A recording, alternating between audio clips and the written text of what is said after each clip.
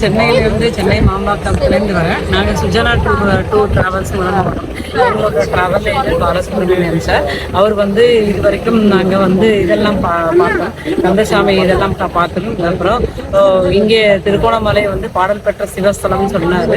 இது பார்த்தோம். ரொம்ப நல்லாவே அருமையாக இருக்குது. இந்த ஊரே ரொம்ப நல்லா இருக்குது, பச்சை பசுமையாக. சிலோன் இலங்கை அவ்வளோ நல்லா இருக்குது. மக்கள் நல்லா பழகிறாங்க. அருமையான ஊர், தண்ணீர் நல்லா இருக்குது, நல்ல செழிப்பான ஒரு ரொம்ப வேற என்ன சொல்ல முடியும், அருமையிலும் அருமை.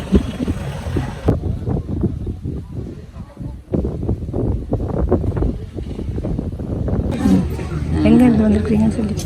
சென்னையிலிருந்து வந்திருக்கிறோம். ஃபர்ஸ்ட் டைமாக வந்திருக்கீங்க? ஃபர்ஸ்ட் டைம் வந்திருக்கிறோம். எப்படி இருக்குது இந்த கோயில்? சூப்பராக இருக்குது. நல்லா இருக்குது நல்லா இருக்குது. குகை வழியாக மேலே ஏறி வந்தோம் இப்போ தான். அப்புறம் ராவணனோட சந்நிதியை பார்த்தோம். சிவன் சூப்பராக இருக்குது. இந்தியாவில் இருக்கிற மாதிரி இருக்கா? எஸ், ஆமாம். பாருங்க, இந்த மான்கள் எவ்வளோ ஃப்ரெண்ட்லியாக இருக்குது, யாருக்கும் பயப்படாமல் அவ்வளோ அழகாக நின்று மேய்ஞ்சு கொண்டிருக்கு.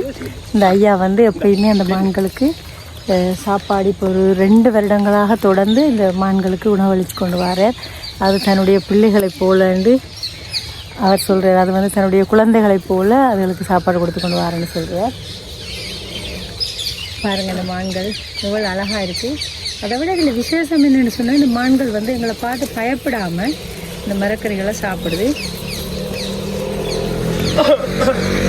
அதே போல் இந்த மயிலும் கூட அவற்றை கையில் வாங்கி சாப்பிடுது. கொஞ்சம் பயம் இல்லாமல் ஒரு ஃப்ரெண்ட்லியாக நிற்கிது. இப்போ இவங்க ஒரு இடத்துல நிற்க மாட்டாங்க.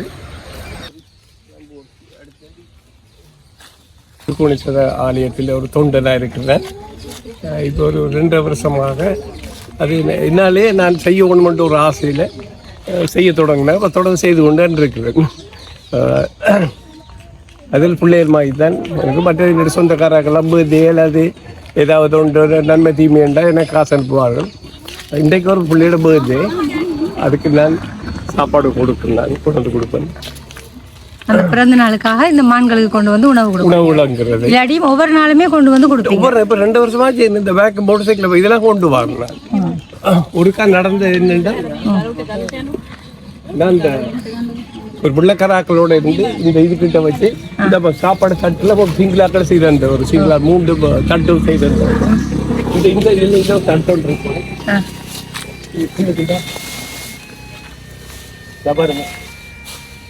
இந்த தட்டில் நான் மரக்கறியெல்லாம் போட்டுட்டு போயிட்டு வாரேன். இந்த மரம் விழுந்துருக்கு.